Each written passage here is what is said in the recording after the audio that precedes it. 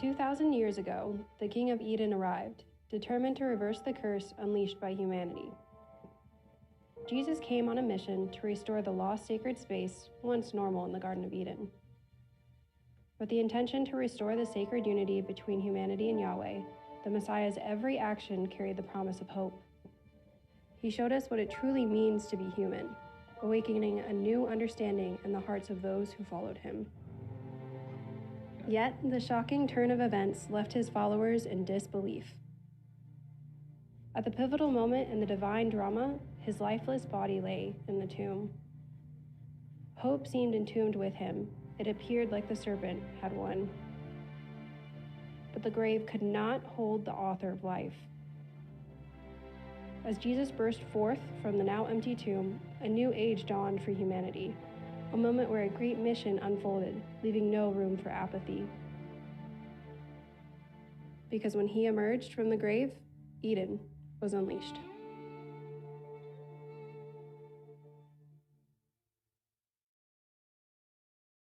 Well, everyone, welcome. It's a little chilly outside, but I guess that's the time of year we're going into, right? Like, anybody excited for Christmas? You can officially put, like, I see one or two hands. Like, that's it? Really? Nobody? Like, you can officially put up your ornaments and stuff now because Thanksgiving is over and people won't think you're crazy. I mean, there's some people I know that will think you're crazy no matter when you do it. But anyways, yeah, it's fun to be inside where it's warm right now. But welcome. I'm John. If you haven't met me before, I'm glad you're here. Thanks for joining us online, everybody that's online. Tonight is the last night of the Eden Unleashed part. We're going through the whole Bible this year on how the Bible's telling the story of how God is reclaiming Eden. Eden is sacred space where God's realm and our realm overlap, and the presence of God is there, and that's what makes it so awesome. So Eden is more than a garden. It's sacred space. And so, we're looking at this section, Eden Unleashed. We've been going through from the resurrection of Jesus through the church age and the church's mission of what's going on. Next is the last part of the season. We're starting, or the whole series actually, we're starting next week, which is where does it go from here?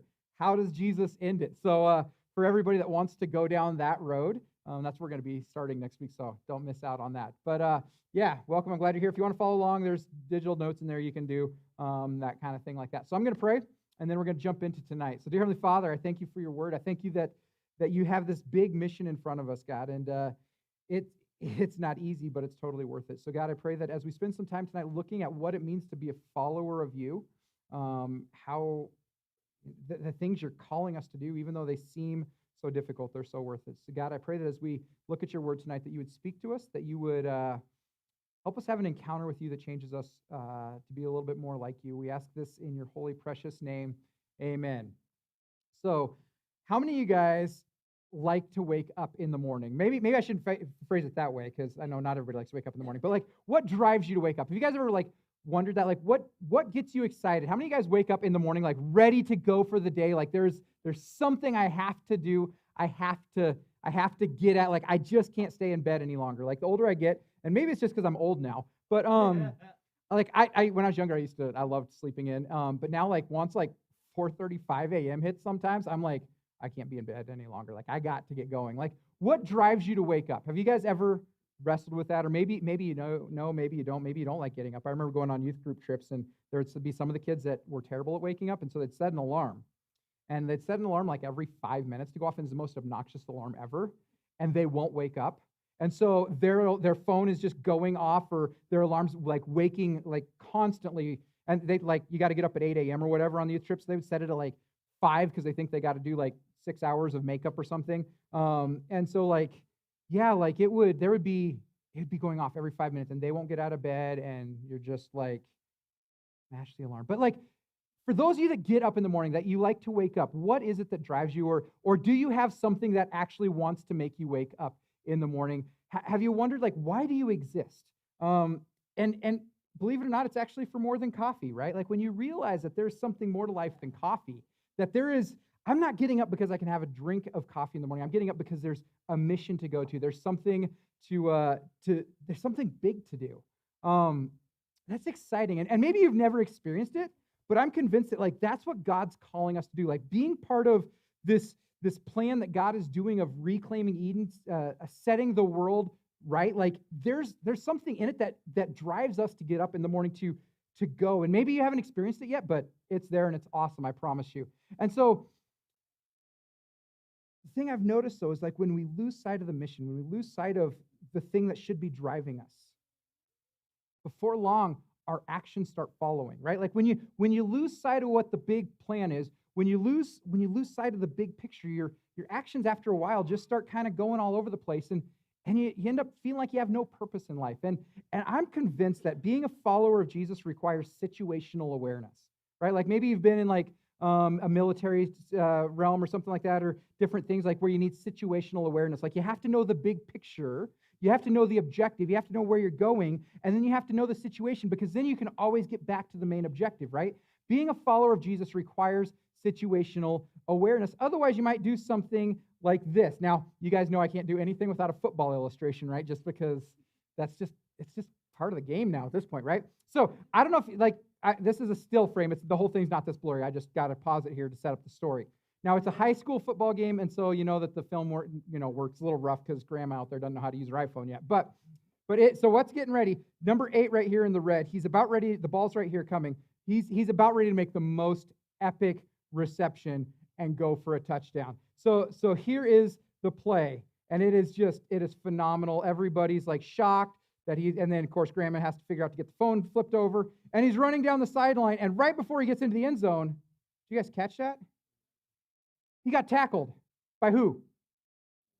His own guy, right? Like his own teammate tackles him on like the 7-yard line. He's clear path to the end zone. Like this guy, clearly there's some situational awareness that's not happening here. Like he's missing the big point. Now, what I didn't show you was the beginning of the play. You want to see the beginning of the play? It might totally change. Yeah. All right, check this out. Oh, wait, the white team has the ball, and he intercepts it and is running the wrong direction. All the way down. So the guy you actually thought was screwing it up, that's chasing him down, he's saving a safety. Changes when you know the whole story, right? The whole perspective's a little bit different. See, you got to have some situational awareness. You got to know what's going on. You got to know if you're on defense, like which way to run when you get the ball, or if you're on offense. Like at first you thought the guy that was stopping him from going any further was the jerk in the situation, the guy getting it wrong, when really he was the one that was actually trying to do the best he could to salvage a terrible situation. I think that this is sometimes kind of like the reason I use football is sometimes these broken plays actually give a great illustration of what we do sometimes as followers of Jesus, right? Like we don't understand the mission, we get confused, we lose sight of what we're called to be doing. And we don't understand the mission, and before long, we end up in la-la land. We end up in all kinds of positions that like maybe we need somebody to come like tackle us and, hey, no, let's go back this way. So just remember, if you're getting tackled, it might actually be for a good thing, right? But yeah. So how do we know where to go? How do we know the whole purpose we exist? How do we know what the mission is? Where do you start? And so that's where we're finishing off tonight on this part of Eden Unleashed is what did Jesus call us to do? What is the mission? And so the main idea I want to get across tonight is that Jesus reclaiming Eden demands that we live on mission, but it demands that we're also like aware of the mission. It demands that we know what the mission is, that we know the rules of the game, so to speak. Not that this is like a game, but we have some idea of what's happening and where we're supposed to go with it, how we implement it, and where we fit into the story, right? Like, because up to this point, we've been looking at like the Bible as far as like the historical timeline, the historical story of the Bible is one continuous narrative from the beginning all the way up to the end. And we've been looking at like what has happened. But now that we're in the story between Jesus' first coming and like 2,000 years ago and what's going to be his second coming, which I believe is probably not too far off, what do we do now? Where do we fit into this story, right? We've been looking at what was. Now we're finishing up what is. And we're going to next week start into what's going to happen. And you don't want to miss out on that. It's going to be exciting. But what are we supposed to do now? Like, how do we continue until Jesus comes back? Like, what is the mission? How do we go from there? And so I think that the mission, like, sometimes we can overcomplicate things, right? Like, sometimes I'm like, oh, is the mission I go do, like this trip to Uganda, or is it that I like do this big, like, no, the mission, sometimes we don't need to overcomplicate it. The mission's pretty simple. Just follow Jesus, right? Like, Jesus actually lays it out for us. The mission is following Jesus. But what does that mean? What does it mean? Like if I asked you, are you a follower of Jesus? You say, yeah, I'm a disciple. I follow. But like, what does that mean? And so tonight I want to look at these couple verses out of the book of Matthew. If you have a Bible, I invite you to turn to Matthew 16. If you don't have a Bible, I'd love to give you a Bible. There's a link to it in the app or the sermon notes text if you want to do that. But I should set up what's going on here. So Jesus just, this is following right after when Peter confesses that Jesus is the Messiah at Caesarea Philippi. If you remember, that's like literally at the gates of hell or Pan's Grotto. And Jesus is doing this like big announcement of who he is. And his disciples are trying to figure out, what's going on in this mission. And Jesus calls them to something. Jesus tells them what it's like to be a disciple. And so just like Jesus told his disciples what it means to follow him, it's still applicable to us today. What does it mean to follow Jesus? So if you want to be a follower of Jesus, what does that look like? And so verses 24 to 28, I'll read it real fast, and we'll go back and we're going to look at some things in there. Man, there's a lot in here. So Jesus says to his disciples, or then Jesus said to his disciples, if any of you wants to be my follower, which, by the way, I think there's some people in here that want to be, like, I want to be Jesus' follower. So if that's you, okay, so like what's coming next, right? Like that's got to be important. You must turn from your selfish ways, take up your cross, and follow me. Like, you want to know what God's mission for your life is? You want to know what the mission of Eden is? Deny yourself, turn from your selfish, evil ways, pick up your cross, and follow Jesus. If you try to hang on to your life, you will lose it. But if you give up your life for my sake, you will save it. And what do you benefit? And what do you benefit if you gain the whole world but you lose your own soul? Is anything worth more than your soul? For the Son of Man, that's Jesus, will come with his angels in his glory, in all the glory of his Father, and will judge people according to their deeds. That's where we're going next week. And I will tell you the truth, some standing here right now will not die before they see the Son of Man coming in his kingdom. All right, so there's a lot in there. Jesus is telling his disciples some pretty bold statements, right? Like some pretty big things.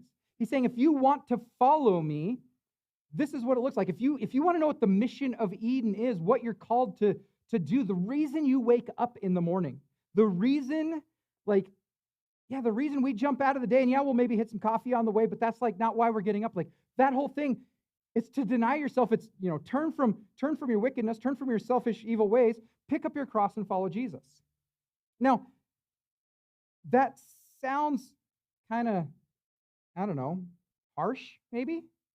How many of you guys know what a cross is? Not like the little jewelry thingy that's like on your neck, right? Like we sometimes think of the cross as like a pretty little decoration, or maybe something you see in churches or something like that. Like in this culture, when somebody says, get ready to go to the cross, right? That's a big deal, because like Jesus wasn't the only one that was crucified. I don't know if you guys knew this, and it's more than just the three thieves that were on the two thieves that were on either side of him, like the three crosses. It was more than that. The crucifixion was everywhere in the Roman world. Like it was as common to see like crucifixion in the first century Jewish world as it is to like have the IRS expect that you're going to give them money today, right? Like it's just that common. It's everyday life that people are getting crucified. In fact, there's some Roman accounts of like when Rome would come to squash a rebellion. So the way they worked is, so Rome's this big empire over all these nations they conquer, right? But since they can't be everywhere at once, and they don't have like planes and drones and stuff to squash rebellions, what they would do is whenever a rebellion would come up in a local area, the Roman army would come in, and to make sure that the locals got the idea not to rebel, they would crucify some people. And sometimes it had a point, sometimes it was random. I mean, but once you got selected for crucifixion, you didn't get out of it. So there's one account of where the Romans, they crucified a person alongside the roadway every 30 feet for like miles. Like a person every 30 feet for miles on the roadway hanging on the cross. Right? Like there's a lot of people that got crucified. It was the death penalty. It was mind control. It was torture. It was horrific. Like they knew how to keep you alive on the cross for days as a living, breathing billboard on the highway that says, don't screw with Rome. Right? Like that's what they did.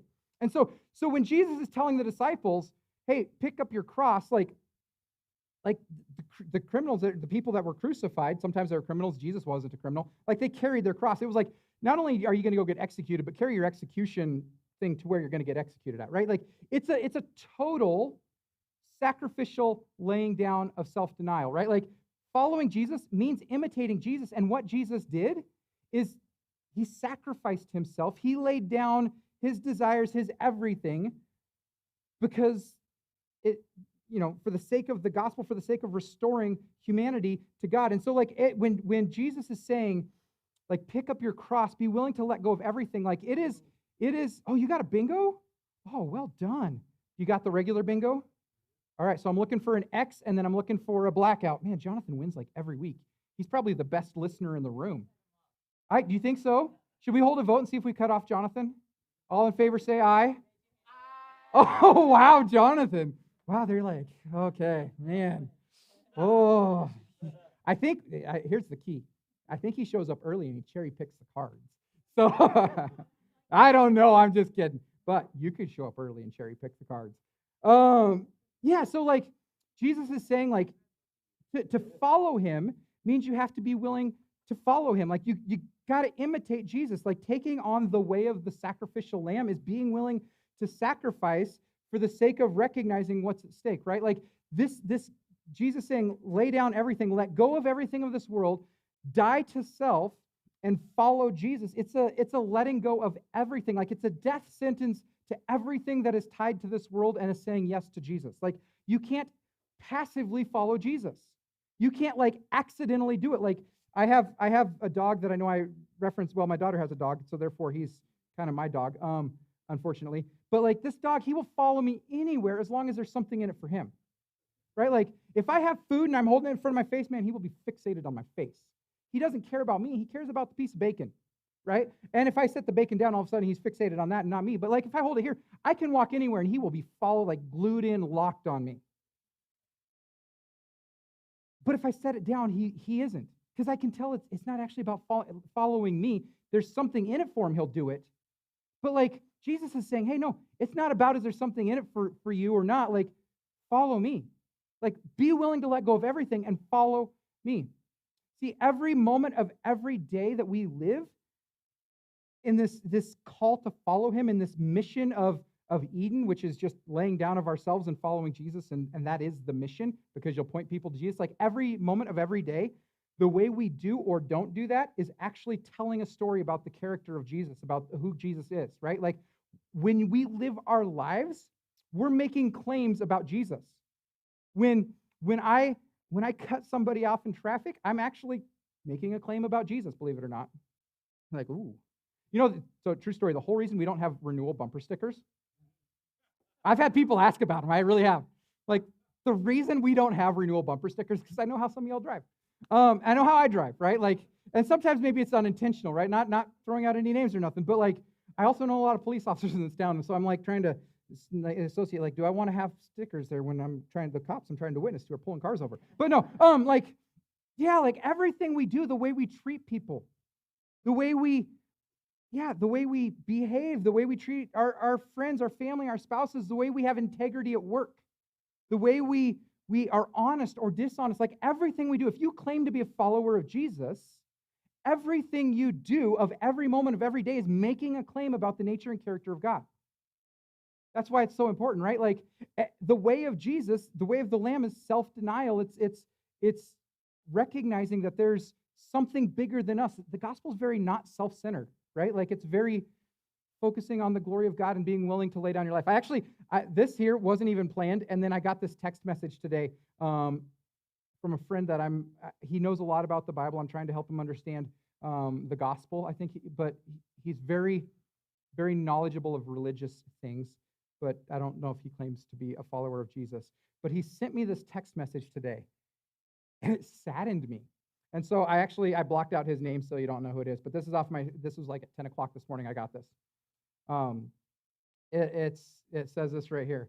It says, Epistle of Paul equals, quote, quit letting the members of the congregation mess up the message of Christ, quote. Thought of that this morning as I passed by a huge church with jerky driving people turning into it. Now, he doesn't live in the state, just so you know.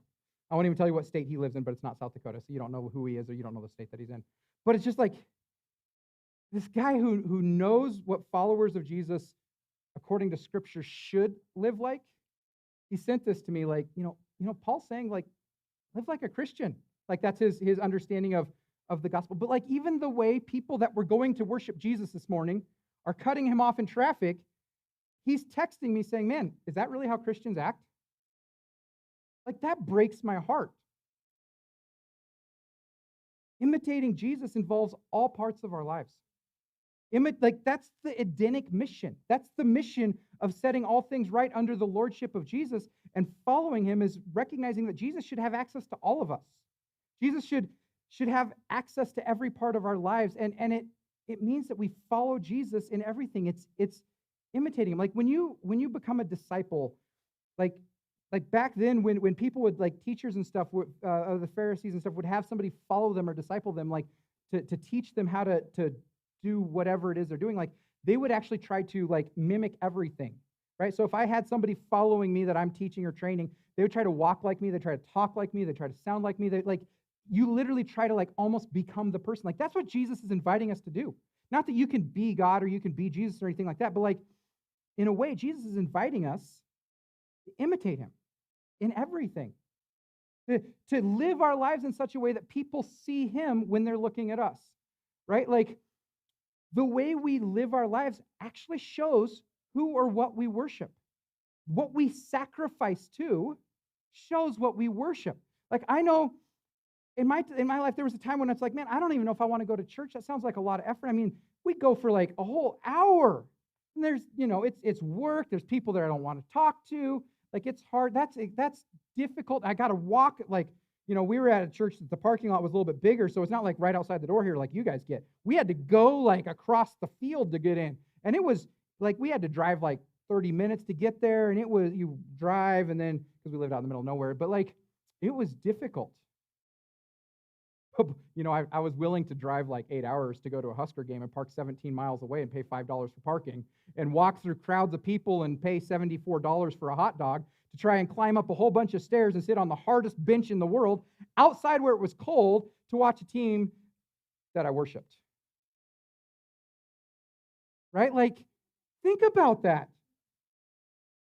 Like, to me, it was the highlight of my year that I could just maybe drive 8 hours there, have hours waiting. And do you know how long those TV breaks are when you're sitting in the stands?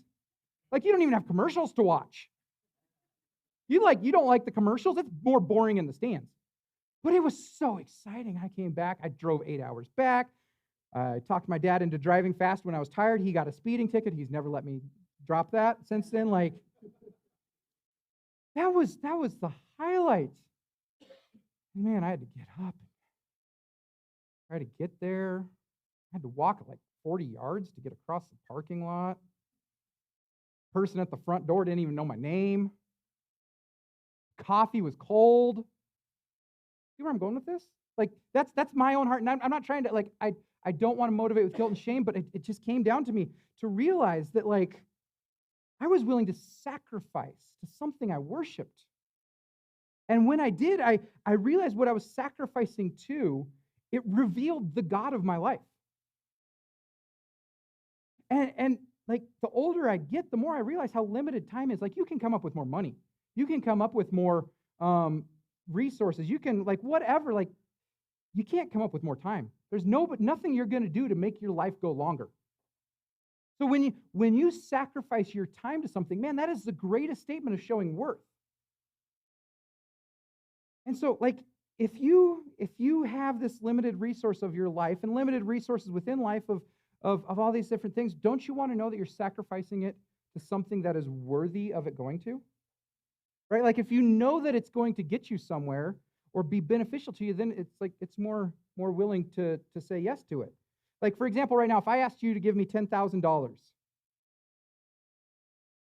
now I'm not actually asking, I mean, unless somebody wants to give me $10,000, but like, hypothetically, like, let's say right now, I'm like, if I asked you for $10,000, how many of you guys would be like, oh yeah, I got that right now, hang on. You don't have to like answer, like, but hypothetically.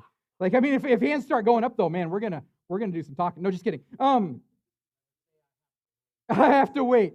Right? Like, so for probably the majority of us to come up with, yeah, if you had to come up with $10,000 cash tonight, you probably couldn't. Like, a lot of us couldn't, like, in cash. I mean, we have assets and stuff we could maybe sell. We could, maybe you have a retirement, you could cash out, or, go get a credit card or something. Don't get a credit card and pull out a $10,000 cash advance on it. That's a terrible idea. But, like, You might have to get creative, but you're like, that's not worth it. Like, I'm not going to sell my car to try and come up with $10,000 cash. Now, unless it's an emergency. But what if it's because you thought you had an idea of the future? Now, for example, if you don't know what this is right here, this is a really cool chart. Maybe not, depending on how you look at it. Anybody know what that is? My credit score? I don't know. It might be going the other way. You never know. It's your credit score after you give me $10,000. No, this is the price of Bitcoin over the last several years. This is the price of Bitcoin. All right. Now, yeah, you excited about Bitcoin? Yeah, it depends on where you're at in the swing if you're excited about Bitcoin or not. Now, if I asked you for $10,000 and I had a time machine and I was like, hey, you know what? 2016, we're going to go put $10,000 in Bitcoin. Like, if you knew for a fact back 2016, you knew for a fact that this picture was going to happen, how many of you guys would be willing to give me $10,000? Right? Like, if you put $10,000 of Bitcoin in 2016, if you have it, well, like, here's the thing. If I know for a fact, if I am more confident of this than I'm breathing right now that this is going to happen, and I have 10,000, I will sell things to come up with $10,000. I might even sell one of my children. Maybe not. I'm just kidding. That's a joke. I'd sell the dog though. She's like, no. I'm selling. I'd sell a motorcycle. I would sell everything I could. I'd go get an extra job. I would do everything I could, because if you put $10,000 in 2016 at the height of it in like the 2021, guess what that turns out to be? No, it's not 60 million. It's not that high, but it's like 1.4, $1.5 million. Pretty crazy, right? Your 10,000. If you knew for a fact you gave $10,000 and it turned into 1.5 million, how many of you guys are doing everything you can to find $10,000 like right now? I mean, probably, if you're honest. Now here's the kicker. If you knew that it's here and you wait till it like drops down to the lowest, it went back in, then that turns it into 375,000, right? And it's like riding a roller coaster and you'll probably throw up because you get sick. But like, if you knew for a fact, like, I'd still take $375,000 if I put in 10,000 at the beginning. That's still not bad. I mean, it's not the 1.4 million. But like on the flip side, like, you could have put in $10,000 at the highest, and when it dropped down, then you're down to $2,500. Right? Like, if you know for a fact the future, it changes your decisions. Right? Like, if you know the end game, you're going to invest in Microsoft years ago. You're going to invest in Apple. You're going to do some things differently if you know and you're confident where it's going. Like, if you knew for sure the future on something 100%, would that change how you live today? Well, the cool thing is Christ has told us the future. And all the fulfilled prophecies throughout the Bible show that he didn't lie. And so we actually know the end. And so it's more confident than the ability of Bitcoin, right? Like, Christ has told us the future on something so much more significant than Bitcoin, and that's your soul, right? Like, but yet we try to play catch with all the things of this world. We like chasing after all this stuff. I need a volunteer. Who wants to come up here? Royce always helps. Why don't you come up here? Yeah, you haven't been up here yet. All right. I know. Just come on up here. Run. Like, yeah, there you go. You're young. You can do it. All right. You want to tell everybody your name? Maggie. If she doesn't have a microphone like me. Sorry. Okay. So I got something for you. Are you athletic? All right. There's a Frisbee. Somebody's like, wait, why is there a Frisbee in church? Oh, everybody on the bingo cards. Oh, there's the Frisbee. All right, ready? How hard is that? Not very? All right. You can throw it back. Oh, you're almost good at throwing too. No, just kidding. So, like, you can catch something that's pretty easy to catch if you think it's worth catching, right? It's pretty solid. You know it's there. Now, all right. So here's the next thing. I'm ready. I want you to catch this. Ready? No, catch it. There. No, you got to do better than that. Come on. It's there. I'm not spraying you. I'm just spraying the air, just so you can catch it. You're like, you got this. Maybe if you use that, can you? How long do you think you'd have to work at catching before you'd actually catch this? You're going to chase after something, which, thanks. I appreciate it. Everybody give her a hand. Wait, here. I'm going to give you that too. All right. See, the thing is there's things worth trying to catch, and there's things that are not worth trying to catch. There's things you're capable of catching and things that you're not capable of catching. And when you're going after the systems of this world on just dumb luck, you're catching a mist, right? Like when you try getting away from something solid, like God's word and what he's saying it's going to happen, that's like playing catch with a vapor, right? Like, and that's what God's saying with this whole thing is like, stop chasing after the systems of this world. Be willing to let it all go. Because chasing this life is like playing catch with mist. It's like playing catch with something you're never going to catch. It's like playing catch with something that is going to be elusive, and you can try getting into Bitcoin, and you're going to go up and down, and it's never going to probably go anywhere, and maybe you'll win, maybe you won't. But God has told us something that is valuable. And he says it's not worth losing something solid, something valuable, over trying to chase the systems of this world. If any of you wants to be my follower, you must turn from your selfish ways, take up your cross, and follow me. Be willing to let it all go. If you try to hang on to your life, you will lose it. But if you give up your life for my sake, you will save it. Right? Like, what in this life is would you deem worthy of throwing away your soul for? When I put it like that, I start doing things different. Like when I think about the end game of if I can envision me on my deathbed, right? Like, I'm going to be there. There's going to be people that are like, I don't know, around telling me how much they love me. Maybe not. Like, I don't know. Maybe I'll be out like hiking in the woods and a bear gets me. I don't know. But like when I'm there on the last day, like when I think about that day, I make decisions in this life differently.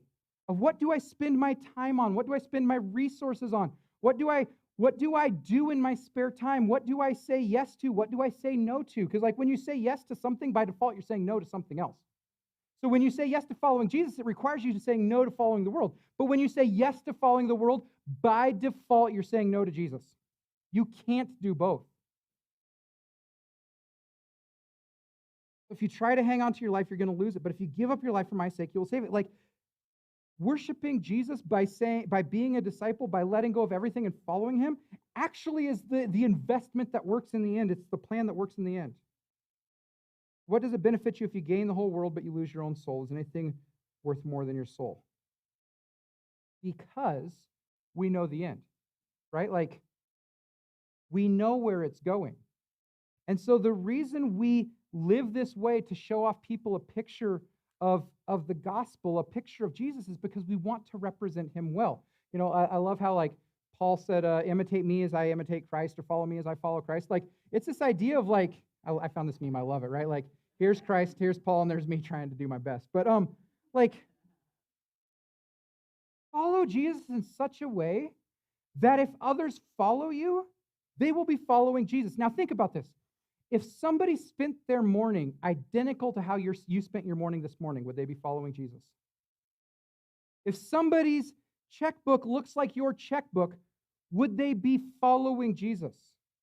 If somebody's, you could take this anywhere, right? Like if somebody loved, like for me, if somebody loved my wife the way, well, I hope they don't love my wife, if they love their wife the way I love my wife, would they be loving their wife like Jesus wants me to love my wife? Right? Like if there's a father who treats his kids the same way I treat my kids, would he be treating his kids in a way that looks like Jesus? Because the reality is when I claim to be a follower of Jesus and somebody follows me as like, there's a lot of weight on that. There's a lot of significance. So Jesus is saying, as you're following me, imitate me, because people are watching. People are imitating you. Like set an example that's good. And the reason we do this, the reason we live with this missional mindset, understanding that Jesus is asking us to do this, is because we know the end. And the end is that Jesus is coming back. Right? Like that's where we're going next week, by the way. Like Jesus wins. Like Eden gets reclaimed. Jesus comes back. There's a new heaven. There's a new earth. There's a lot of opinions on how that happens. But Jesus wins. And so when you think of not the next 2 years, not the next 2 months, not the next 2 minutes, not even the next 2 decades, maybe, I don't know if I got 2 decades in me or not, but like, think of the next like 4 billion years. Like I can't even fathom that. Like let's go even bigger. the next 4 trillion years. Or even as big as our national debt, like the next 300 trillion or whatever it is now. Like, that changes how I'm going to spend the next day. Unless I'm focusing on trying to catch the mist of today. Right? Like if you knew that Jesus was coming back today, would you live differently? Would you try to model him differently? Would you maybe drive your car differently? Because he says, verse 27, for the Son of Man will come with his angels in all the glory of his Father, and he's going to judge people according to their deeds. Like if your faith is in Christ, you're going to be excited when you see him come back. But he is coming back. And then verse 28, I tell you the truth, some standing here right now will not die before they see the Son of Man coming in his kingdom. And they didn't die before they saw Jesus come and the inauguration of him, which is his own sacrifice, the cross thing he was talking to them about. Right? Like the fact that Jesus is coming back, the end story, and live our lives up till, like, that's the good news. Like people, especially in church world, it seems like, unfortunately, in modern churches, a lot of Christians I talk to don't know what the good news is. The good news is the gospel. The word gospel means good news, right? Like, if I had to ask you if you're comfortable sharing the gospel or the good news, would anybody, how many of you guys would be excited to share the good news? Like, I know I can tell you what the gospel is. Like, is anybody willing to come up here on stage, knowing this is being live streamed right this second to the whole world, and tell me clearly what the gospel is? I'm just kidding. I'm not expecting you to. All of a sudden, I saw panic in everybody's face. Not everybody. Not everybody. But like in church world, we've actually gotten to the place where churches, a lot of people who claim to be followers of Jesus don't even know what the good news is. They don't know the story. They don't know what it means that Jesus is coming to reclaim Eden. See, the gospel calls us to action. By the way, the good news is the fact that Jesus is coming and reclaiming Eden. If you don't know, it's the fact that when God created everything perfect, we said, we don't need you. We joined in a rebellion. We said, God, I have zero desire for you, and we broke humanity. We brought death into the world. We brought, with partnering with supernatural rebellious evil, we brought like horrific, horrendous things into this world, and we broke it. Unbelievably, we're condemned to death, not because God, quote, hates you and wants to send you to hell, but because that's what we chose. We chose to walk away from goodness and walk away from life. But Jesus doesn't want us to stay that way. Jesus cares about us, so Jesus came, and he inaugurated his own kingdom. He's reclaiming the sacred space, this unity between God and man that we broke. He's doing it by taking on everything, like the curse as far as it is found, the sin, the rebellion, the supernatural evil rulers that have ownership of us, the problem of sin, the problem of death. He's taking all of it on. He kills it on the cross. And for those that want to have his death be our death, we can put our faith in him, and we join with him, and he kills the power of all of that stuff. He resurrects on the third day, and he beats the power of death, and he ascends to the Father, taking the throne that is his, and he's coming back to get everybody and to set everything right. And if your faith is in Jesus, that is your story. His story is your story. That is the good news. It's not like go to church. It's not like do better. It's not like any of that stuff. Now, I want to live differently because of the good news. I want to sacrifice in my life differently because of the good news, because I care about the story, and I want people to hear the story and to give their lives to Jesus. Like, yeah, the gospel calls us to mission. The gospel calls us to wake up every morning with a purpose, knowing that Jesus is returning. And so therefore, we should live and like Jesus is asking us to imitate him so people see him clearly. If people live like you live, hopefully they would be living in a way that represents Jesus. And so, as we look at what Jesus is calling us to do, it's pretty simple. Like the mission of Eden, to deny yourself, turn from your selfish ways. That's what it means. Like let go of the brokenness that you love so much. Let go of the sin. Let go of the junk, the evil. Take up your cross. Be willing to let it all go. Let everything of this world that you hold so dear, the mist of life, and follow Jesus. Gain something that's impossible to go wrong on because he's coming back. That's the mission of Eden. When Jesus unleashed Eden from the grave when he rose, that's what we're called into. And so if your faith is in Christ, it's to be a disciple. You, you live out this mission for the sake of people seeing Christ through you. And so here's the challenge I want to leave us with this week. Deny yourself, let go of everything of this world that it has to offer. Stop sacrificing to this world that's not going to do anything but squander your investment. Don't lose your soul to the things of this world. Let it go. And model Jesus. Take on, follow him. Take up a lifestyle of being a disciple. Take up a lifestyle of every day you wake up, try to think differently. Think like Jesus. Act like Jesus. Behave like Jesus. So that if anybody sees you, they see Jesus. So that if anybody acts like you, they act like Jesus. We do that because eternity is coming. And that's the mission of Eden. That's what we're called to. From his first coming till his second coming, till the day Jesus steps out of the clouds and sets all things right, reunites heaven and earth, deals with the sin problem forever. That's what we're called to do on a daily basis. Next week, we're going to look at what that all means. We're going to start in the final part of the series on Eden is reclaimed. What does that look like? But until then, live the life of a faithful disciple. That's what obedience to Jesus is. That's what you're called to do. That is the mission. Jesus, we thank you for your word. We thank you for the fact that you have a big mission in front of us. You didn't ask us to do something that you didn't do yourself. You modeled it. And after you said, hey, you know what? This new kingdom requires letting go of the things of this world and taking up your cross. You went and you took up our cross. Jesus, I pray that we would be willing to let go of everything of this world that is not worth having. Everything in this world that is like trying to catch a mist or a vapor, because we can't. It's pointless.